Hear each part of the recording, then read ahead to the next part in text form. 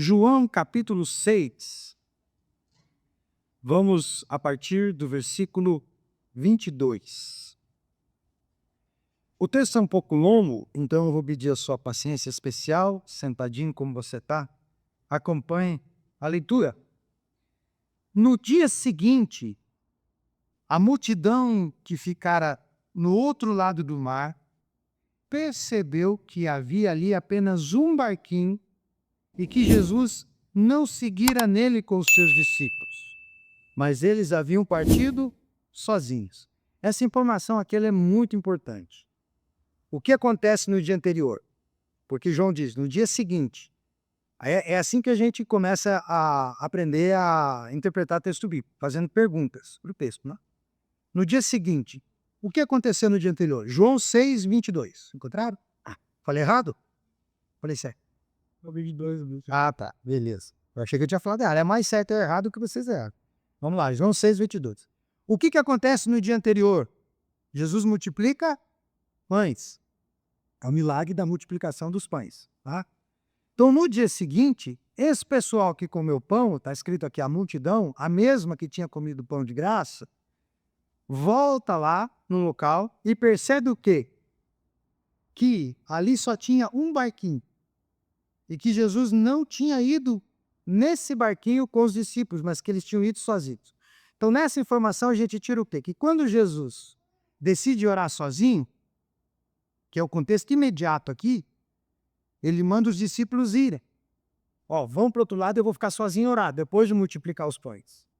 E aí, quando eles vão, eles deixam um barco para que Jesus os seguisse depois. Então fica orando, mas pega o barco e vem. Vou deixar um barco aqui. Pedro, João, eles tinham uma frota de barcos, né? Então, vou deixar um barco aqui e o Senhor segue. E a multidão viu que esse barco estava ali e que Jesus não tinha ido com eles. Então, isso aqui é para deixar entendido que Jesus andou mesmo sobre as águas, porque a gente sabe que o contexto é esse. Jesus vai andando em cima da água e os encontra lá no meio, certo? Versículo 23. Contudo, outros barquinhos haviam chegado de Tiberíades.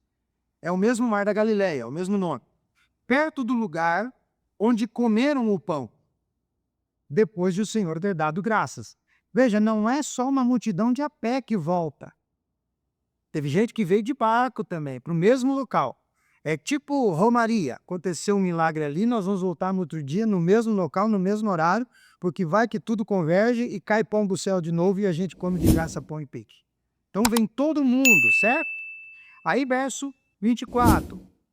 Ao ver que nem Jesus, nem seus discípulos estavam ali, a multidão entrou também nos barquinhos e foi para Cafarnaum em busca dele. Foram atrás. Vamos lá, 25.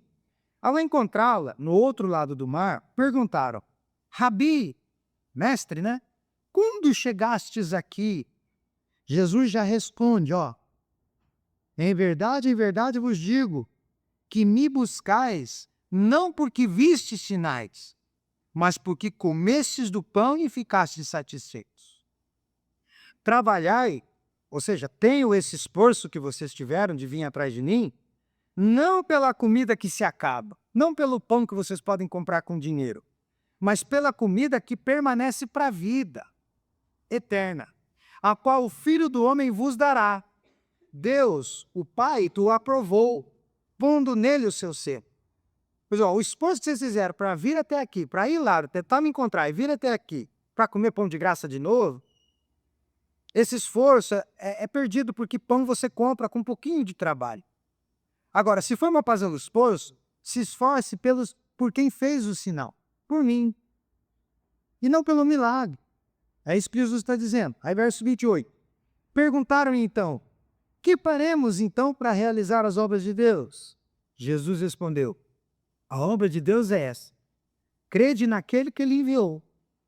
Perguntaram então, que sinal fazes? Olha que povo ruim. Que sinal fazes para que vejamos e creiamos em ti? O que realizas? Primeiro eles se mostram amistosos à oferta, né? Tá, então, que obra a gente realiza para poder pertencer a ti?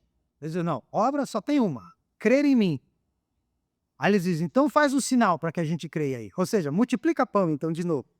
Eles querem pegar Jesus do outro lado, eles acham que são espertos. Então faz um milagre aí para a gente começar a crer. É isso que eles estão fazendo. Verso 31. Nossos pais comeram maná do deserto. Teve milagre para eles lá no deserto. Como está escrito, deu-lhes pão no céu para comer. Jesus respondeu, em verdade vos digo, não foi Moisés que vos deu pão do céu, mas meu Pai é quem vos dá o verdadeiro pão do céu.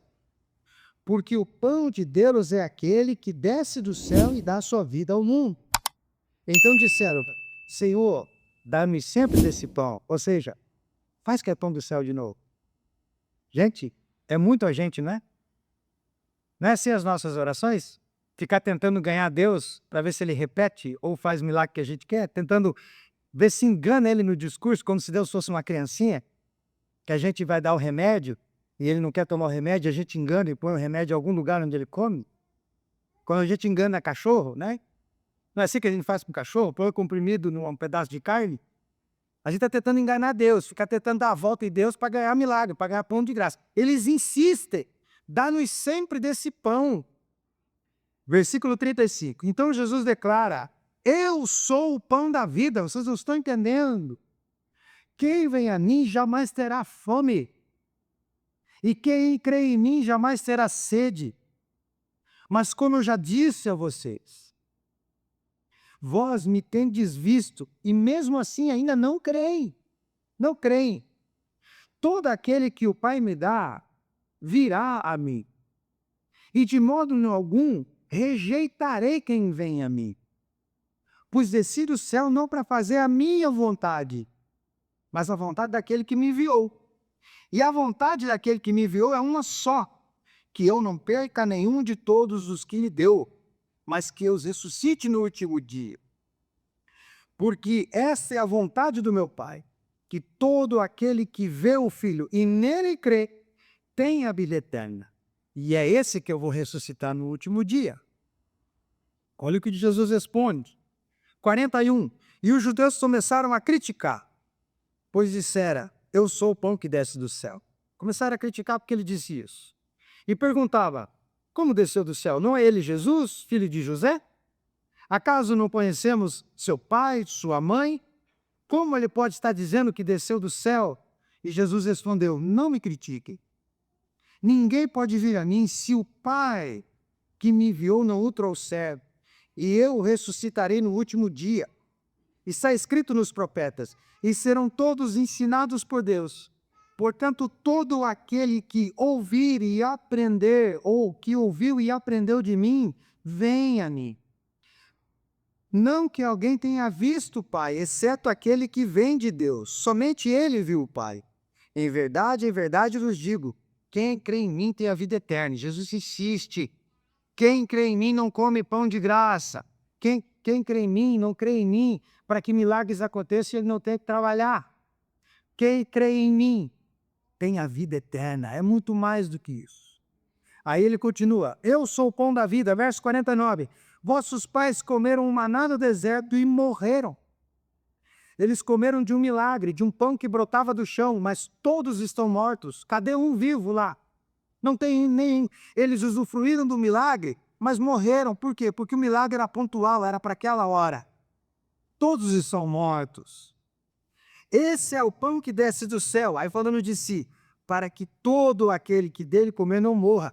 Se vocês entenderem que se alimentar de mim é muito mais do que se alimentar de milagre, vocês vão entender que se alimentarem de mim, vocês têm a vida eterna. Vocês não vão morrer. 51. Eu sou o pão vivo que desceu do céu. Se alguém comer esse pão, me verá para sempre. E o pão que eu darei pela vida do mundo é esse. É a minha carne.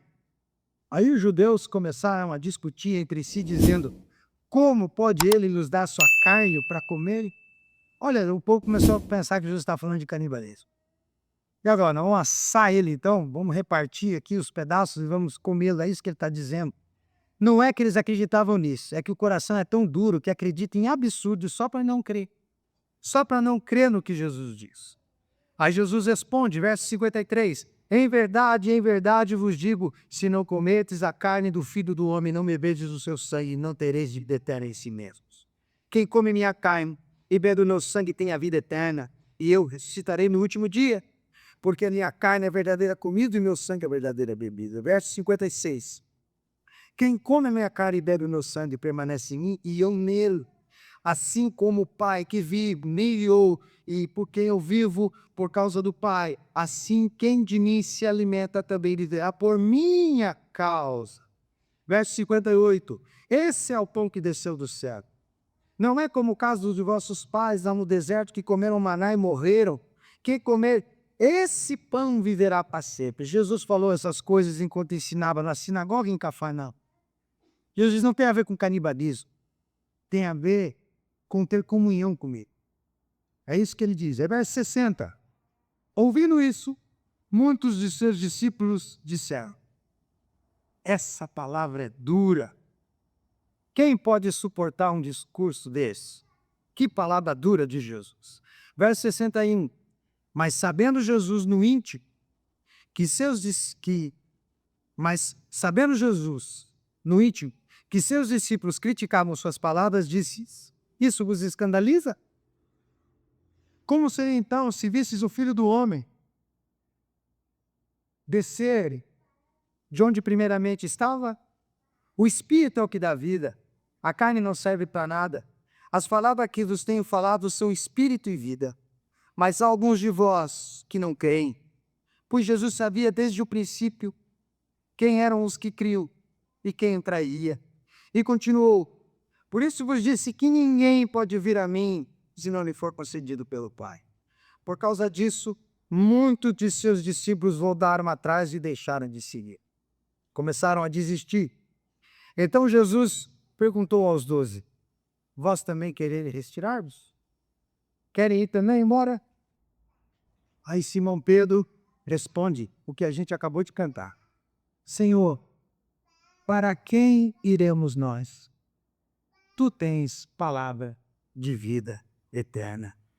E nós cremos e sabemos que tu és o Santo de Deus.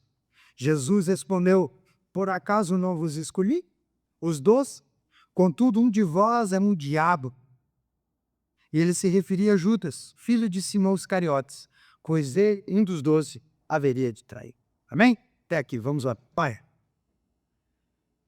obrigado por essa porção do Evangelho, por esse texto, e agora nos ajude a entendê-lo melhor. Que o teu Espírito que habita em cada um aqui possa esclarecer ao nosso coração e à nossa mente e o que o Senhor quer de nós dessa manhã. E que a gente tenha a chance de sair daqui preenchido pela tua palavra. É a nossa oração em nome de Jesus. Amém. Irmãos, tem uma história contada de que havia um homem perdido no deserto. Não era o rapaz lá que se perdeu no pico do Paraná, né? É um homem que se perdeu no deserto. Esse homem estava sedento, esfomeado, perdido há algum tempo já no deserto. E ele encontrou um casebre, uma casa abandonada. Entrou dentro desse pequeno abrigo. E dentro desse pequeno abrigo havia uma bomba d'água. Ela estava meio já gasta de tempo, mas ela estava ali. Ele percebeu que ela funcionava. Ele disse: pronto, agora eu vou poder matar minha sede. Encontrei uma bomba d'água. Só que ele percebeu que ao lado da bomba d'água havia uma garrafa pequena de água. Quando ele olhou aquela garrafa, ele correu e pegou ela e disse: agora eu mato minha sede, eu vou beber essa água. Só que havia escrito embaixo da garrafa, na mesa. E o que havia escrito? Dizia assim: use essa água para encher a bomba. Porque a bomba só vai funcionar assim. Então não beba essa água. Essa água foi deixada aqui para você encher a bomba e aí colocá-la para funcionar. E aí a bomba vai funcionar. E aí o homem ficou diante de um dilema. Eu acredito nisso, perco essa garrafa de água para tentar ter água em abundância, ou eu bebo essa água e não confio que essa bomba funcione. E ele ficou pensando no que fazer. A sede era extrema. Se não tivesse bilhete, ele beberia aquela água em segundos. Mas o bilhete chamou a atenção dele. E ele confiou. Confiou na instrução. Pegou a garrafa e derramou toda ela dentro da bomba.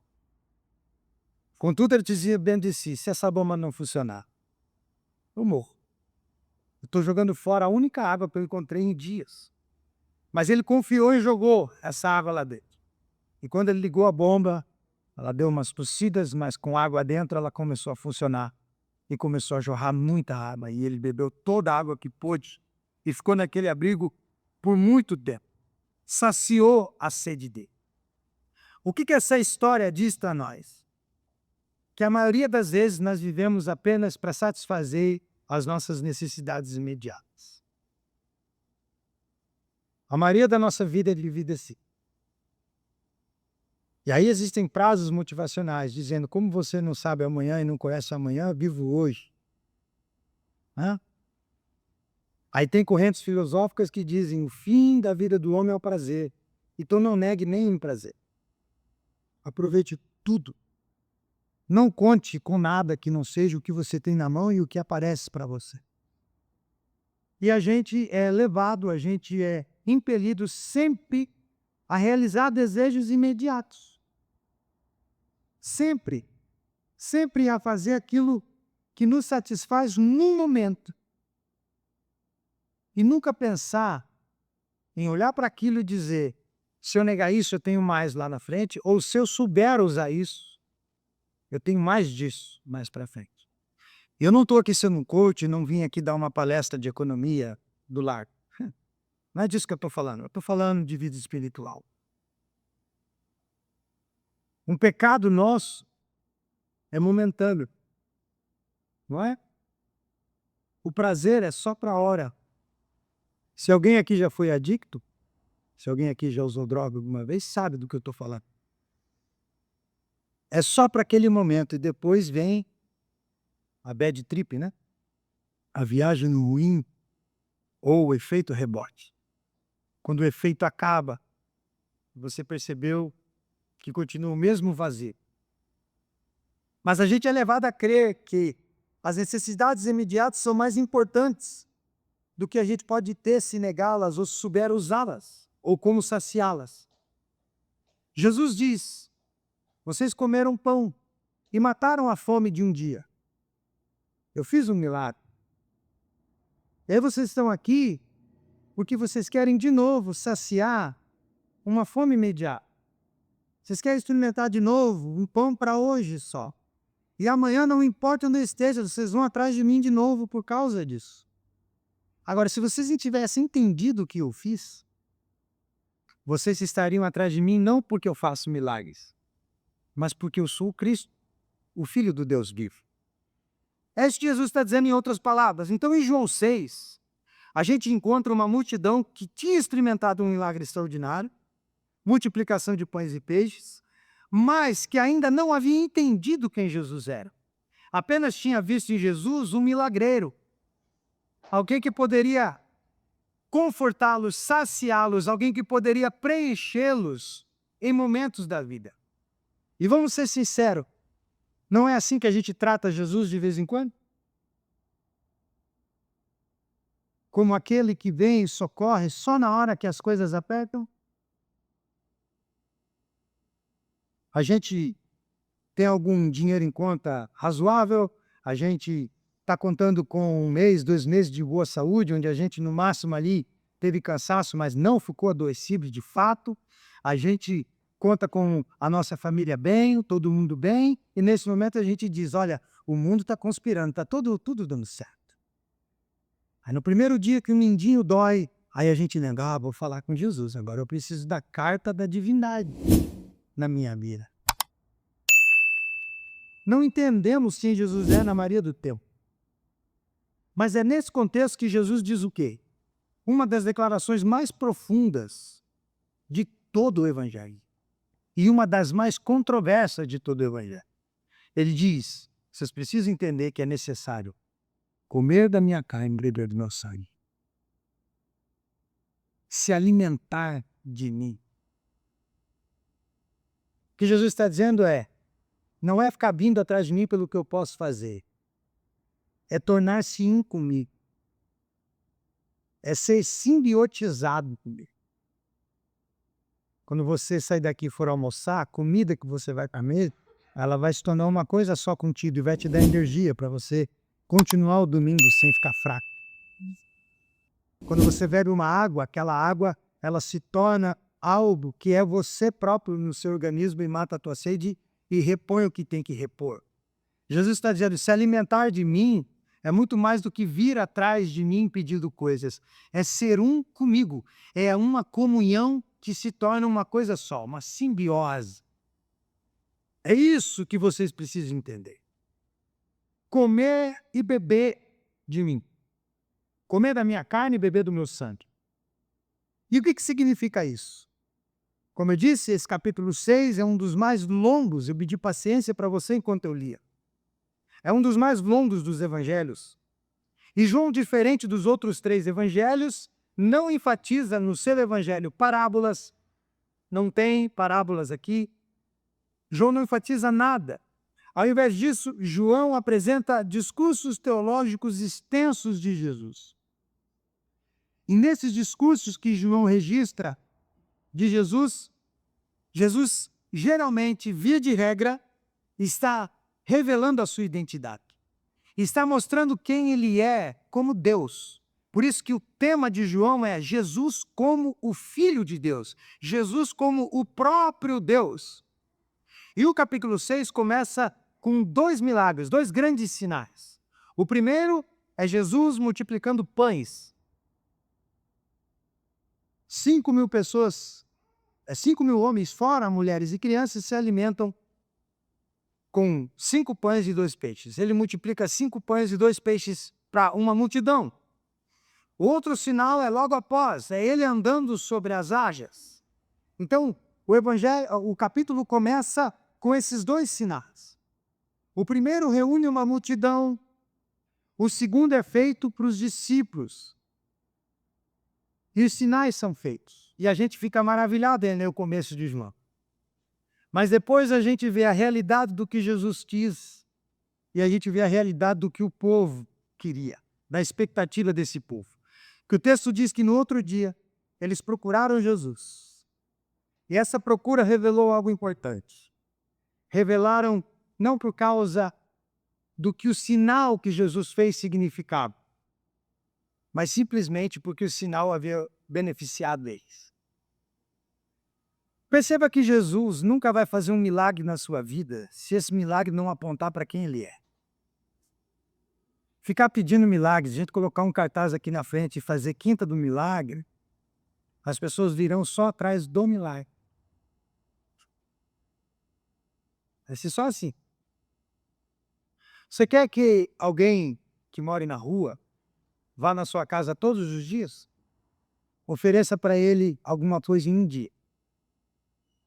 Ele vai ir depois, e vai ir depois, e vai ir depois, porque você deu um dia. Ele não leva em conta a sua bondade, ele leva em conta o que você deu. Nunca passa na cabeça de uma pessoa assim, dizer assim, puxa, eu não vou lá de novo porque ele me deu aquela vez e eu vou abusar. Ele diz, não, ele me deu, ele vai dar de novo. Ele me deu, ele vai dar de novo. Ele me deu. Por isso que quem tem o coração muito bom, geralmente é abusado. Quem gosta de ajudar os outros e tem o coração bom, geralmente ele é abusado por pessoas. Porque as pessoas têm disso. De não olhar o ato em si de amizade, mas de olhar um jeito de tirar do outro alguma coisa, o tempo inteiro. Eles vão atrás de Jesus por isso, porque comeram de graça. Só que, veja que Jesus, e eu gosto disso em Jesus, porque eles vêm, gente, isso aqui é a maior cara de pau, né? Quando eles dão a volta e encontram Jesus, e viram que Jesus não estava no local, mas estava em outro lugar, em Cafarnaum, olha como que eles começam o papo. Eles dizem, mestre, quando chegastes aqui?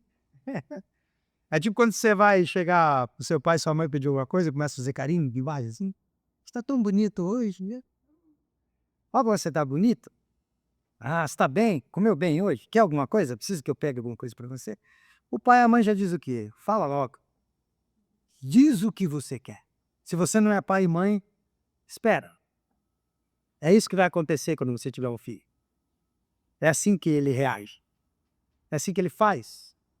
E esse povo chega e diz o quê? Mestre, nossa, faz tempo que o senhor chegou aqui. Aí Jesus, que eu gosto disso nele, porque ele sabe, né, o coração de quem fala. Aí eu sempre brinco, você já ouviu dizer isso nesse texto, Jesus aqui é o Felipe Melo, ele é o Dunga, né? É o zagueiro brucutu. Jesus olha para eles, ó, vou dizer uma coisa para vocês. Vocês só vieram atrás de mim que vocês comeram de graça ontem. Só por isso que vocês estão aqui. Jesus já abre a caixa de ferramentas e diz, chegou a hora de eu ensinar para vocês uma lição. Ele não dá prosseguimento na conversa, ele dá no meio. E é assim que ele faz com a gente, quando a gente chega nele dizendo, ô Jesus, como é que o senhor está? Como é que está a eternidade aí? Está tudo beleza? Como é que está o céu? O clima está bom? Ele já achou, você está vindo atrás de mim, seu sem vergonha. Que você quer alguma coisa. Não porque você entendeu quem eu sou na tua vida. É assim que ele começa a conversa. E a linguagem dele, você leu comigo, ela é simbólica e forte. Jesus aqui no discurso, ele é afirmativo em tudo que diz, em todo o tempo. E tudo culmina no é necessário comer da minha carne e beber do meu sangue. E essa expressão causa escândalo. Escândalo. A ponto de entenderem de forma literal. Está falando de canibalismo. Como assim? Não somos antropófagos, não vamos comê-lo. Como que a gente vai fazer isso? É disso que ele está falando. Isso é absurdo. Claro que eles entenderam o que Jesus quis dizer. Só que aí a gente joga para o absurdo para a gente não aceitar. Uma coisa que acontece muito comigo, e graças a Deus aqui, eu já falei isso para vocês, aconteceu quase nada. Se aconteceu foi uma, duas vezes, duas pessoas, no máximo. Mas em todas as igrejas que eu passei, pastorei, isso é recorrente. Acontecia recorrente. Quando eu chegava e começava a pregar e estabelecia a minha rotina de pregação, as pessoas diziam o seguinte para mim, e nunca elas, né? Sempre um porta-voz, geralmente o presbítero, e dizia assim, ó, o povo não está entendendo nada que você está falando. Você fala muito difícil. Você explica muita coisa. E o povo não está entendendo, o povo está perdido. Você tem que descer o nível do povo aí, senão o povo não vai te entender. A minha resposta era sempre a mesma. Gente, não é isso. É que o povo não está acostumado com sermões positivos. Não é como eu digo, não é o que eu digo, é como eu digo. Sermões positivos, ele demora para ser compreendido, mas depois a pessoa não quer outra coisa. É o estilo de pregação, é uma forma de pregar. Isso a gente aprende em homilética, e tem curso de teologia. Sermão expositivo. Você expõe um texto, não viaja na Bíblia, e a pessoa aprende só aquele texto naquele dia. Não vai de Gênesis e Apocalipse citando um monte de coisa, você não sabe quando ele leu, por que ele leu um texto, nunca mais voltou no que... Estava todo mundo já habituado. Aí vinha o mesmo presbítero, via de regra, e dizia assim, pastor, eles ainda não estão entendendo o que você está dizendo. Aí a minha resposta era sempre a mesma. Não, agora nós entramos no outro estágio do relacionamento pastor e igreja. Não é que eles não entendem, é que eles não concordam. Entender, entendem. Mas como não tem coragem de dizer eu discordo, aí preferem dizer que eu não sei comunicar. Mas 7 meses, se não entendessem, não estariam aqui. Eu estaria falando para as cadeias. Claro que entendem. Agora, olhei para o conselho e falei, sempre disse isso, vocês decidem. Se vocês acharem que não dá, eu saio. Aí você chamou outro. Como eu disse, isso aqui não aconteceu aqui. Ninguém chegou para mim nunca e disse, pastor, o povo não está te entendendo. Como eu disse, foi caso isolado e as pessoas que fizeram, a gente já sabe por que fizeram. Entende? Eu não estou me colocando no lugar de Jesus, eu estou explicando o que Jesus está enfrentando aqui. O discurso é duro aqui, e a ideia de que ele está falando de canibalismo, não é porque eles acreditavam que Jesus estava falando de canibalismo. É para fugir do que Jesus está dizendo e inventar uma coisa para poder dizer, olha, não estou te entendendo. Eu não estou te entendendo, Jesus Cristo. Claro que estão entendendo. Eles não estão, aceitando. Tanto é que, se você acompanhar a leitura comigo, o que eles dizem lá na frente? Duro é esse discurso. Não é, não entendi. Difícil, não, é duro. Ou seja, eu entendi. Só que eu não gostei do que ele falou. Eu entendi o que ele está dizendo. Só que o que ele está dizendo não serve para mim, porque eu quero que ele diga outra coisa. É isso que eles estão fazendo. Então eu queria analisar com você nessa manhã, em palavras rápidas, o que a gente pode aprender nesse texto sobre comer e beber de Cristo. O que nós, que não somos essa multidão que quer só milagre, mesmo porque, eu repito, se você fosse uma pessoa que buscasse milagre, você não estava aqui, você estava em outro lugar, você estava congregando em outra igreja, porque você sabe que aqui uma coisa que a gente não oferece é milagre, pelo contrário. A gente oferece é cruz. Então eu sei que você não vai atrás de Jesus só por milagre. Simplesmente que todo domingo você senta aqui. Como eu sei que pessoas que não estão vindo mais aqui, não vêm aqui porque a gente não oferece isso.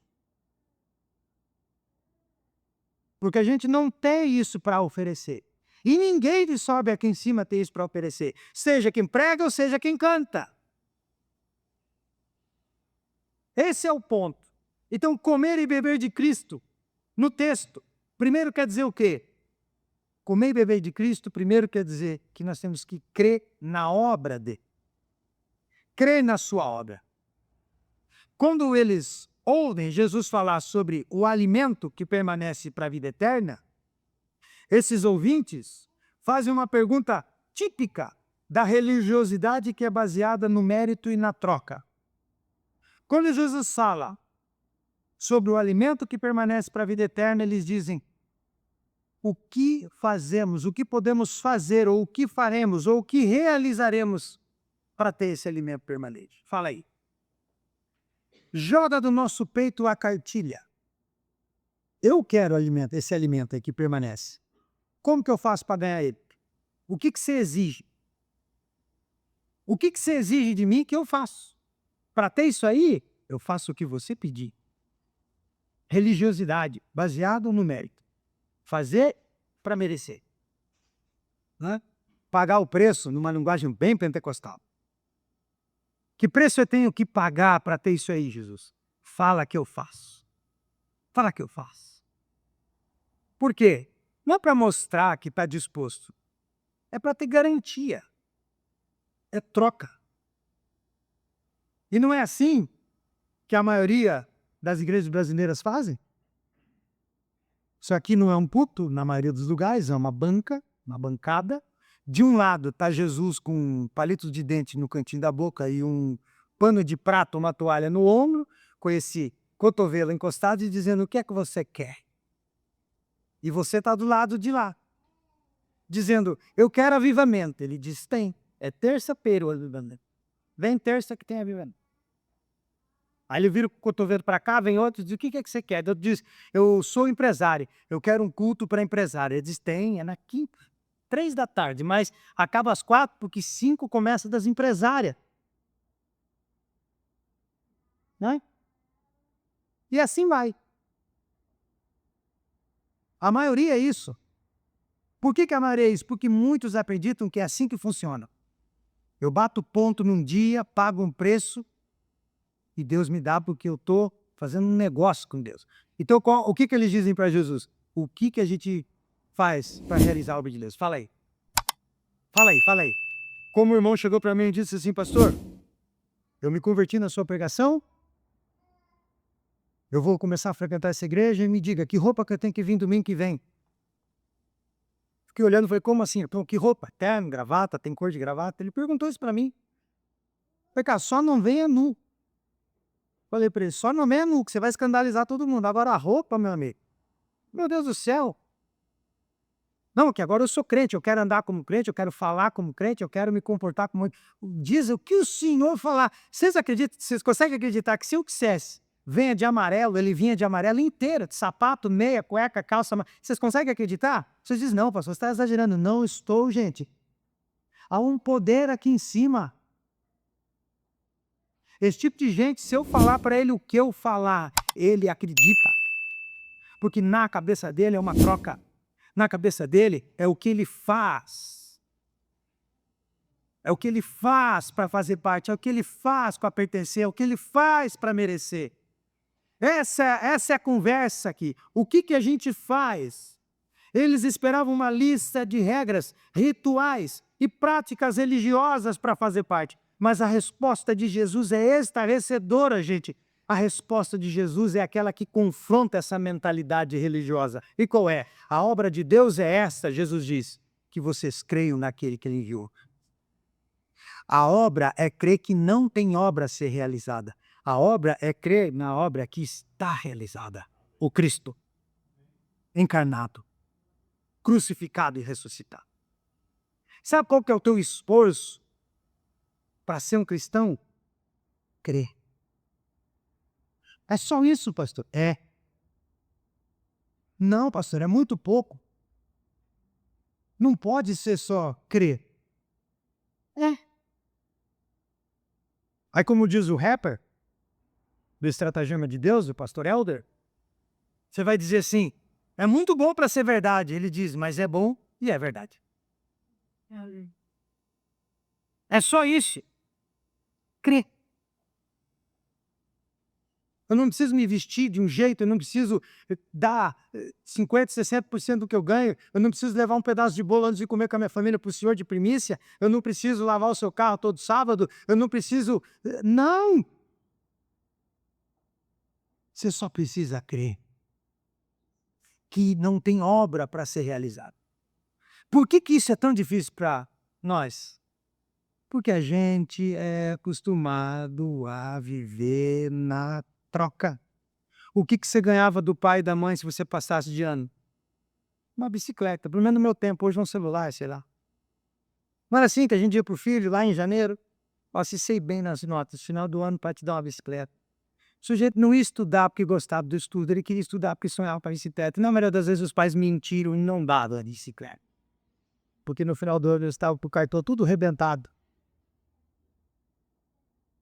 Mas é desde criança. Não é? Se você não comer essa proteína aqui, filhinha, essa carninha, você não vai ganhar sobremesa. É tudo na troca, é tudo na barganha. Eu engoli tomate sem mastigar para poder comer o doce depois quando eu era criança, porque eu odeio tomate, mas eu tinha que engolir aquilo para ganhar depois o bife da minha mãe, do meu pai, depois que eu almoçasse. Eles, comeram e eu estava quase me vomitando inteiro. Mentindo para eles que eu gostava daquilo. Percebe como não cabe no evangelho isso? Ou você crê e vive porque não tem mais nada que você possa fazer para se salvar, e que Jesus fez tudo e que isso está pronto, entregue, estabelecido e feito. Ou você vai viver achando que é por você que a salvação acontece, para no final você perceber que você não consegue se salvar sozinho. Que não existe moeda de troca que pague o que Cristo fez por nós na cruz. É crer. Aí diz, pastor, então se é só crer, eu creio. Fechou, é isso. Mas nada, não. Agora, é claro que está implícito que o quê? Quem crê, vive conforme o que crê. E aí você vai perceber que o que você pratica a partir da fé não é para ser sal, mas é porque você já é sal. É uma resposta ao que já aconteceu, e não uma troca pelo que pode ou não acontecer, gente. Se você creu, você diz, agora eu criei. O meu comportamento muda, porque eu tenho que andar conforme o que eu acredito agora. Aí alguém diz, você fica aí se fazendo de crente só para poder ser salvo. Diz, não, você não entende. Não é eu ando assim porque é esse que eu sou agora. Simples assim.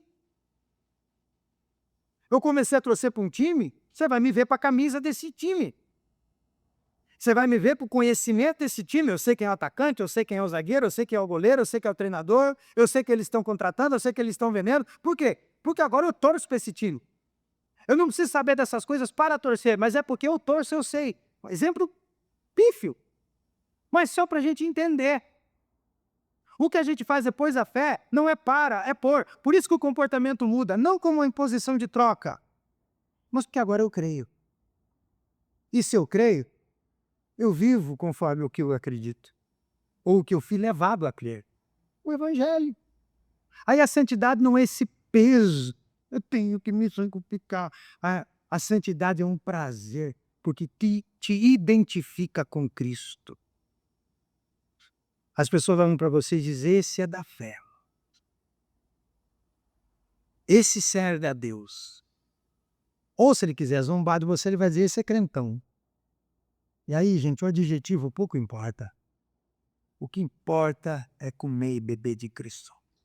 É crer na obra pronta. A obra de Deus é essa. Então uma multidão quer fazer obra, quer pagar, quer ter a sua mão de obra levada em conta na salvação. E Jesus aponta para uma obra já realizada. O Pai já enviou, o pão do céu sou eu já dou entre vocês. O homem natural, a mulher natural, busca merecer o favor de Deus. Eu preciso merecer o favor de Deus. Mas o Evangelho anuncia que Deus oferece sua graça em Cristo. Que em Cristo ele nos foi favorável. Então, comer de Cristo significa confiar plenamente na obra que ele realizou. Você confia que não precisa de nenhum esforço teu para completar o que Cristo fez na cruz? Você confia e acredita que o que Cristo fez na cruz é suficiente para apagar a multidão dos teus pecados? Você confia que o que Cristo fez na cruz vai perdoar o seu pecado da semana que vem? Se você confia, não peque semana que vem. Faça de tudo para não pecar semana que vem, mesmo sabendo que, se acontecer, já está na conta do Cristo. Por isso que a vida cristã é assim. Não é? Tem dia que você está orando 30 minutos em casa, ouvindo música, cantando, falando em língua. Sai na rua, se aparecer demônio, você chuta a boca e diz, hoje você se ferra comigo, porque eu estou luz por aqui. Tem dia que a gente está assim. E tem dia que a gente está trancado no quarto, no escuro, e dizendo, se alguém entrar, leva um tiro na cabeça. Não mexam comigo hoje. E é o mesmo crente. É o mesmo crente. Só que é assim. Para a gente não ficar iludido que tudo vai dar certo e para a gente não ficar desesperado quando tudo dá errado. Para a gente confiar em Cristo, na obra pronta, na obra feita, no dia em que tudo desencaixa, no dia em que você se sente diluído, derretido, Cristo. No dia em que tudo dá certo, no dia em que todos os negócios fecham, no dia em que tudo dá no nível, no dia em que você faz assim, acontece, não se iluda. Cristo. Cristo o tempo inteiro. Cristo para abraçar quem nasce. E Cristo para enterrar quem morre. Cristo. É isso que Jesus está dizendo. A obra está feita, pronta, completa. Comer e beber de Cristo, primeiro, é crer que a obra dele é pronta, é crer na obra que ele fez, na suficiência dessa obra. Mas também comer e beber de Cristo é viver a obra, é viver a palavra. O texto diz que eles se escandalizaram com o discurso de Jesus. Se escandalizaram, discurso duro demais, não aceitamos isso. E ele esclarece, o Espírito é o que dá vida. A carne, a natureza pecaminosa, para nada se aproveita. As palavras que eu estou dizendo são espírito e vida. Quem vai viver na carne, vai embora. Quem vai viver pela natureza pecaminosa caída, pela inclinação para o mal que ainda está nele, esse não vai ficar. Porque eu não estou falando para a morte, eu estou falando para a vida. Se eu estivesse falando para a morte, esse ficaria. Porque eu iria alimentar o que já não existe, a morte. Mas o que eu estou falando é outra coisa. É espírito de vida. Por isso, é o Espírito que dá vida. É a palavra que faz a gente querer o que nos mantém vivos e não aquilo que vai nos manter no nosso pecado morto. Jesus revela então que suas palavras não devem ser entendidas como forma carnal, mas como forma espiritual. Então, assim como o corpo precisa de alimento para viver, nosso espírito, a nossa alma, precisa da palavra de Cristo para viver. E aí a gente tem aqui, ó, a palavra. A última contagem que eu fiz lá em casa, eu tenho 14 palavras na minha estante. Eu tenho uma palavra em hebraico, eu tenho uma palavra em grego, porque eu sou professor de biologia, tenho que estudar, então eu tenho, ganhei e uso, eu comprei. 14. Eu tenho uma Bíblia que, se eu trouxer aqui, ela dá quase esse ponto. São todas as versões numa compilação só. Para você poder fazer estudo, não precisava para um monte de Bíblia, eles fizeram uma, meu cunhado me deu. Era desse tamanho. Tijolo de censura. 14. Você tem quantas? Eu tenho duas, uma no celular de um lado e outra que é o aplicativo que tem mais 7 versões dentro dela. Você tem quantas aí? Seu celular em casa? Ele tem um monte, não tem? O problema é que fechada é enfeite. O problema é que não vivida, você podia ter a coleção do Harry Potter, ia ser a mesma coisa. A coleção do Senhor dos Anéis ia ser o mesmo. Como é aquele que você tem, Gabi? Da Anne? Você podia ter a coleção da Anne. Essa é a mesma coisa. Jesus está dizendo que Bíblia a gente tem e carrega. Aqui, né? Debaixo da axila. No celular, dentro da bolsa. Agora, palavra só cabe aqui, ó. Palavra só cabe no coração. Você não carrega a palavra em outro lugar se não põe na alma. Você não carrega a palavra em outro lugar. Por isso que comer e beber de Cristo é viver a sua palavra. Porque é na sua palavra que a gente encontra a sua obra. Viver, gente, é a Escritura. E aí a gente pensa que viver a Escritura é no momento que a gente está passando lá no dia, aconteceu uma coisa inusitada, preciso lembrar de um versículo bíblico. Pode ser também, o Espírito lembra se precisar falar para alguém, mas muito mais do que isso é a decisão que você toma baseada em Cristo, em quem Cristo é por meio da Escritura.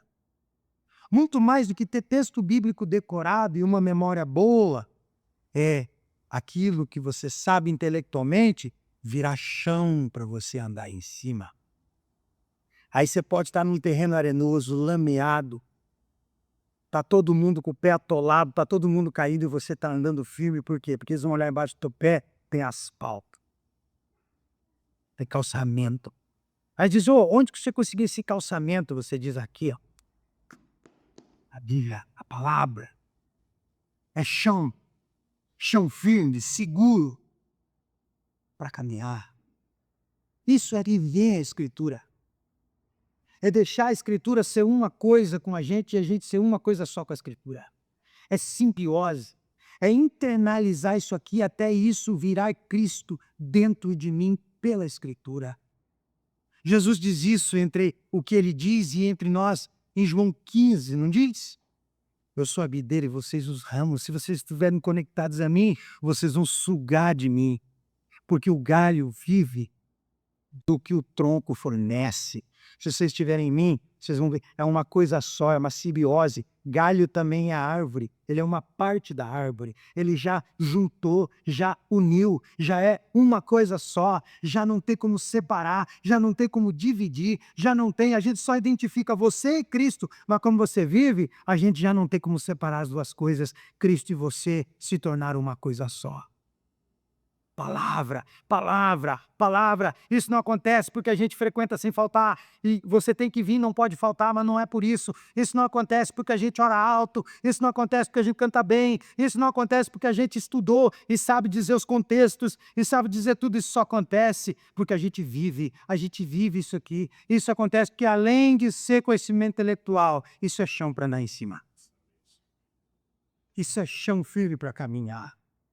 Comer e beber de Cristo, primeiro, é crer na sua obra. Segundo, é viver a palavra. Terceiro, é confessar a divindade de Jesus. Jesus não é um guru, Jesus não é um coach, Jesus não é um facilitador, Jesus não é um cuidador. Jesus é Deus. Ele é Deus, eterno, poderoso, soberano. diante de quem todo joelho vai se dobrar um dia e confessar o seu senhorio. Esse é Jesus. E à medida que o discurso dele se aprofunda, e o pessoal se escandaliza mais, o texto diz que muitos dos discípulos voltaram atrás. Aqui não é só quem se alimentou de graça, não. Aqui é gente que estava andando com ele há um tempo. Caíram fora. Foram pelo menos honestos. Isso aí a gente tem que levar em consideração. Para a ruína, mas foram. Para ficar longe de Jesus, mas pelo menos foram honestos. Caíram fora. Sumiram diante dele. Então a multidão que antes seguia sem entender, quando entendeu, vazou. Quem seguia sem entender nada, só para ver se comia pão de graça e peixe de graça, quando entendeu o que significava, foi embora. Foi embora. Aí Jesus olha esse povo indo embora, uma multidão da igreja vazando, sumindo. Aí você diz, Jesus deve ter corrido e dito, gente, vocês entenderam errado, não posso perder vocês. Não posso perder vocês. A igreja não pode perder, a igreja tem que crescer, a igreja tem que ter número, a igreja tem que ter porcentagem. Jesus diz, como é que eu vou apresentar para o pai o relatório lá com o membro que saiu? Não. O que eu tenho que dizer? Você sabe, pega aí que eu falo. Foi isso que Jesus fez? Jesus olha essa moçada indo embora. Aí ele olha para 12, que não vieram porque comeram, mas foi ele que chamou para seguir. Os 12 que seriam o fundamento da igreja depois em Atos. Ou pelo menos 11. Ele olha para eles e diz o quê? Quer ir também? Vocês querem ir? Vocês não são obrigados a ficar. Se vocês quiserem, pode vazar. Aí isso não cabe na mente pastoral 2026. Não é? Eu pastorei a igreja junto com um outro pastor. Um membro ia embora, eu conversava com o membro, tentava sair da ideia, ele dizia, não, pastor, ele dizia, tá bom, Deus abençoe sua vida. E o outro dizia, não, vamos lá laçar ele, nós vamos lá oferecer o que ele quer para ficar. Eu dizia, mas nós vamos fazer isso com um cara que não quer ficar. Aí ele vai achar que ele é tão importante que a gente chamou ele para ficar e ele vai ficar, e nós vamos ter que fazer tudo que agrada ele daqui para frente para ele poder permanecer. Não, nós temos que... E aí era uma briga entre eu, tanto é que o mais parte da briga era eu, fui eu que saí. Eu escuto isso demais, gente. Como eu disse, e repito, e não estou mentindo, não é porque aqui está gravado, eu já falei isso desde 2020, aqui não é assim. Mas em todo lugar foi. O papel do pastor é correntar você nessa cadeira e não deixar você sair daqui mesmo que você esteja odiando o que está acontecendo aqui. Ah, mas não é. Eu já estou querendo que os meus filhos vazem de casa, em cima. Você acha que eu vou ficar contrariando você se você não quer? Mas nunca você vai ver isso acontecer. Vou ficar feliz? De jeito nenhum. Não vou, tanto é que eu vou tentar te convencer. Eu vou querer saber as razões, nós vamos tentar chegar num acordo. Mas se você disser, não tem acordo, pastor, eu vou embora, eu vou dizer com tristeza, vai, encontre o seu lugar e seja contente e feliz. Para alguns eu já disse, eu duvido que você vai achar um lugar, não porque aqui é só o lugar certo, mas porque eu te conheço. E o dia que você decidir voltar, a sua cadeira vai estar te esperando. E graças a Deus voltou. Porque a gente sabe. Gente, a gente precisa entender que não é eu, é nós. O que nós fazemos aqui é o certo. A gente não faz o que dá certo. Porque fazer o que dá certo pode trazer recompensa. Porque daí os fins justificam os meios. Se eu quero fazer o que dá certo, não importa o que eu faça para dar certo. Porque o que dá certo é o que o povo elogia. Nós não fazemos o que dá certo, nós fazemos o que é certo. A gente luta para não fugir do que é certo. E aí, quando a gente faz o que é certo, a decisão é de quem ouve. E essa decisão tem que ser respeitada, mesmo que seja errada. Como eu disse, vamos tentar convencê-lo? Claro que vamos. Vamos tentar fazer com que entenda? Lógico que a gente vai. mas nem de longe a gente vai se tornar o que não é só para que alguém se sinta acolhido, feliz, contente, alegre. Não é essa a ideia do evangelho. Jesus olha para os 12 e diz assim: olha, se vocês quiserem ir embora, podem ir. Aí, para encerrar, o que a gente tem? Uma das maiores confissões do evangelho de João. E quem que faz? Pedro.